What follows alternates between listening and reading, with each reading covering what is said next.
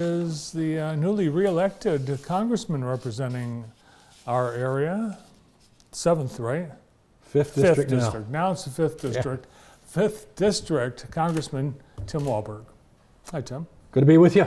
Welcome. Congratulations. Merry Christmas. Happy Merry New Year. Christmas. We got through it together, and you don't look like you've gained an ounce. I'm afraid I may have. Maybe a little more than an ounce. But when your wife spends so much time baking and cooking such fine food and pastries and all the rest, and the grandkids come and they want their grandpa to try alongside of them and give them reason for having more of the sweets, you got to do it. I had no choice. I set that example in my house too. I think it's acceptable because January 1, everyone starts their resolutions, weight loss, all that. Yeah. Well, new district. So you've got all the way to Lake Michigan now that you represent. Fred Upton's, that was his part of a portion of it. The southern portion of his district is now mine. Mm-hmm. So I go from Lake Erie on the east side all the way to Lake Michigan on the west side. Every single county along the southern border is in my district. And fortunately, we keep the birthplace of the Republican Party, Jackson, Michigan, in the district, and get Calhoun County back except for Battle Creek. Was this your biggest landslide? This was my strongest victory ever.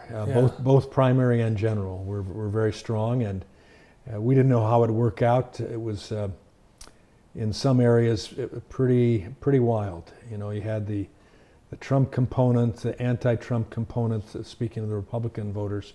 Mm-hmm.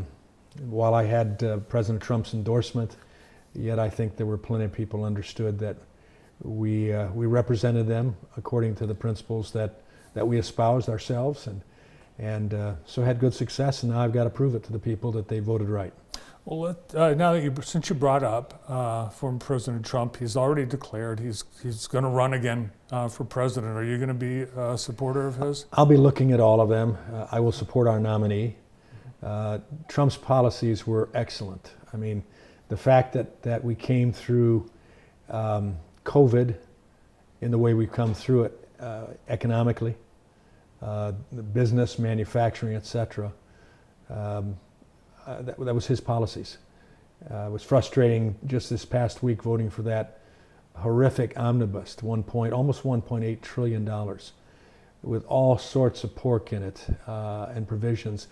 The things it didn't do was make permanent Trump's tax cuts for small business. Mm-hmm. We needed that. So some of the expensing issues, et cetera, will be a real negative right now if somehow, some way we can't get that changed. And the fact that the Senate went and sent this bill as it did, as opposed to saying, you know, the people spoke in November and they decided unified government wasn't what it should be. You should have a check and balance. And so the House is now a Republican majority. For the Senate to pass this atrocity to us, as opposed to a short-term CR that would get us into January and then let the Republican and House and the Democrat Senate work something together, would have been much more meaningful.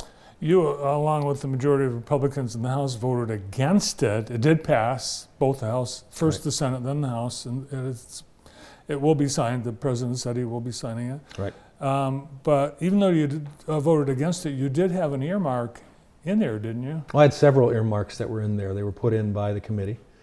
They were put in while we were in the House, and there were some dealing with Jackson County, dealing with Monroe County, dealing with Lenawee County, all federal nexus proposals that I'm proud to have offered. But there are times when you have to simply say a bill is too bad to support. What was your biggest objection to that? Well, I think the size of it, number one. The fact that we didn't make tax policy continue on with what was working. The fact we did nothing to secure the southern border. In fact, we exacerbated it. We made it easier for illegals to come across and be cared for. Gave an incentive for them to come. We didn't deal with Title 42. We could have made that law that it would continue on. It makes all good sense when you have all sorts of diseases that can come in. That's we're going to be checking for them. The asylum That's the asylum policy. Yeah, that's for those that have COVID. Only reason that we can keep them in a spot is if they have COVID. But what about AIDS? What about tuberculosis? What about a number of other things that we could look at as well? So that was in there. We rather than giving border security upgrade for our own country, we gave over 400 billion. I think it was like 410, 412 billion dollars for border security in Lebanon, Egypt, Oman, Tunisia, and Egypt. Well, we saw over the weekend 3 busloads of migrants dumped in front of Vice President Harris's residence in the freezing cold.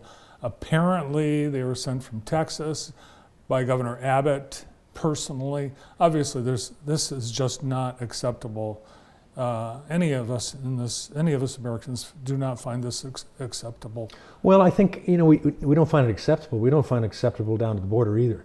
200,000 migrants at less than 20-degree weather on the streets of Laredo and El Paso and Eagle Pass, where I was just a few months ago, to see what's going on. The national media doesn't report that, but the 2 busloads deposited in front of Vice President, the house there. It's the Naval Observatory where they live. But there were buses there immediately from social welfare agencies to pick them up, to take them to warm housing. That wasn't the case in Laredo and El Paso and Eagle Pass. None of that. They came across, they were huddled on the streets. There in those Texas communities, they have been overrun. They can't take care of them in centers anymore. What do we do? What is the plan? Do the same thing. Well, I don't know what the president's plan says. It's working, whatever they're doing. It's not working. It was working when President Trump had the plan. We didn't see this happening. We had secured the border. I was down there to see one Honduran sitting in a huge room where there had been 3,000 people just 2 months prior. It's awful. One person waiting to be deposited back in Mexico under the wait in Mexico policy, waiting for his hearing. The Trump policy had already increased the number of magistrates so we could get the border secure by saying those that deserve it should have their hearing as quickly as possible, as those that shouldn't will wait in a timely fashion. That was working. We weren't having the illegal drugs coming across. It's epidemic proportions. We saw fentanyl overdoses here. I mean, this is a nexus point here in Jackson for what was taking place with illegal opioid fentanyl addictions, and then as a result of people like Mike Hurst and others taking action on it, plus the policies of the president at the time, we were seeing decline in opioid and heroin deaths. Now it's all back up again. And Andy's place and the rest will be overrun over time because we've let it slip again. So when I looked at that 17 or 1.7, almost $1.8 trillion omnibus bill, I said, we've missed so much, we've put so much bloated effort. The Senate bumped it up $134 billion beyond where it was. If we'd have done just a continuing resolution, we'd have left it at a lower level, at the present level, and then come January, February, we could have started at that level as opposed to going up. The new legislative session will have, as you said, a Republican majority in the House and a new House Speaker. Kevin McCarthy is continuing his campaign to be elected Speaker. Are you going to be supporting him? I'll be supporting him. I mean, he's done a good job. He's got us to the majority. Picked up 15 seats. We were supposed to lose 15 seats last election. We picked up 15. That was the start to get back to the majority. We took the majority this time. I think he's taken the conservative stances. I think he's pushed back appropriately against President Trump when necessary and supported President Trump when it was valuable to do. There's nobody been put up that has one chance of becoming Speaker. So, even if I weren't supporting Kevin McCarthy, I'd have to say, show me the alternative. Andy Biggs isn't the alternative. He was able to get 31 votes. We had 85% of the members of the House Republican Conference voting for McCarthy when we had our votes. So I'd say let's move forward. A speaker can't do anything without his majority helping him. If the majority says no to him, the speaker doesn't get it. I saw Boehner wanting to do things, and the majority of us said, no, we don't want to go that direction. He couldn't get it done. I saw the same with Paul Ryan. In the end, some of these members that are making the fuss right now have no alternative, and what they're asking for we'll be able to control by simply telling Speaker McCarthy, we love you, man, but we're not going that direction, or you don't have the votes to do that. That's how it ought to work. We've got a lot to do when we get back in January. We have hearings, we need to start investigations. Just on Twitter alone, what we've seen come out with the abuse of the power of our big tech corporations. And Elon Musk has done us a service by opening by wrecking the company. Well, maybe that's a good thing, but he's opened it up to see what that company was doing. And that's the small fish in the pond. Think about Facebook. Huge. Think about all of the social media platforms that if Twitter was doing this, shaping as a result of government coming to them and saying, don't report it this way or report it this way. That's not America. I mean, that doesn't happen on this show. No, not on this show. Last week you sent a letter to Governor Whitmer saying you need to ban TikTok on government-owned devices. Yeah. And the governor has her own TikTok account. Should she get out of there? She should get out of there. What's the and when I read the report from her IT head, the czar of IT there in the state, I was flabbergasted. The guy just basically said, hey, we can handle this. We've got controls. I've sat in rooms where Consumers Energy, DTE, handle all of the cyber attacks they have in any given moment. We're talking of thousands upon thousands that they're getting hit. You got the governor of the state, you've got state officers using TikTok, knowing that China controls that corporation. And China is investing in ways to find out what we're doing here, our capabilities, our formulas, and get background information. Just think how much information goes through our kids, our grandkids' lives relative to their involvement with social media. And that goes directly potentially to CCP. If our governor had any concern, she would say, we'll put a hold on it for right now until we can see if we're secure or not. We know that they've already hacked in many places. And the federal government's already put a ban on. We did that 2 weeks ago. We put a ban on it. All right. Well, with the new leadership in the House, we'll have new committee assignments, new priorities, new everything. What for your next term? What are things you want to focus on? Well, one of the things I want to focus on in the energy component, I sit on Energy and Commerce Committee, is the whole issue of EV and battery power. I mean, what we're seeing taking place even with this most recent weekend and all of the snow and the frozen temperatures and the brownouts and the blackouts, we have to ask some questions. Why are we going away from a clean fossil fuel natural gas, going to things that we have not proven will work yet? Nothing wrong with an all-of-the-above energy plan, but why are we trying to push ourselves away from natural gas, fossil fuels? The same with our vehicles. We find out, I would hate to have been a person on the Indiana or the Pennsylvania Turnpike with my Tesla when I got socked into a snowdrift. How much time do I have for that car to continue keeping me warm? What's the ratio there? So we want to look at that. On the education labor side, I want to look at the issue of parental authority. It's hard for me to say that, parental rights, parental authority. Those are God-given. The state doesn't give them, I hope. But we need to look at how in the world we could allow school boards, but more importantly, our Justice Department to call parents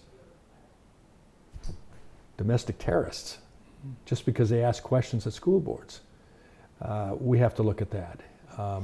Then the cost of education, the alternatives to education, and what is actually taught there that prepares our students for the real world jobs, both at the K-12 as well as the secondary education. When will you be sworn in? Is it January? January 3rd. January 3rd. Now, you've seen this newly elected congressman from Long Island, and Yeah. George Santos. I've not met him yet, but George Santos is George his name. Santos. He's lied about everything. Mhm. Should he be allowed to take a seat in Congress? I think we have to ferret that out, but again, we've taken the position on the Republican side, unless they do something that is illegal, then we let their constituents decide for them. And we've done that in the past. I remember my first term in office seeing John Boehner throw two people out, basically said to him, "You will resign or I'll kick you out." And these were for sexual activities that were illegal. With Santos, it remains to be seen. He lied. Is that a legal offense that you can deal with? If I were him and was caught like that, I think I'd resign. I would too.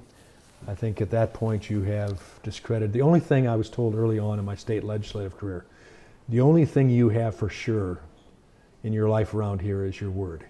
Once you lose your word, it's gone. And it's too bad that a person would make that decision, that I have to bump up my perception so much that I claim a people group. I claim a very select financial group that I worked for and represented. And I think there was one other thing he did as well. It's a shame it happened. Well, he probably won't get many dinner invitations if people are afraid to be taking things off the China cabinet or something. Well, you know, our body in government is a representative body. We must never forget that. And you get good ones, you get bad ones, and everything in between. I hope I'm one of the good ones. All right. Well, I hope you are too. And I hope you have a Happy New Year. We will do that, you as well, and all of your viewers. Thanks for coming in. Thank you. Newly re-elected Congressman Tim Walberg. We've got more up.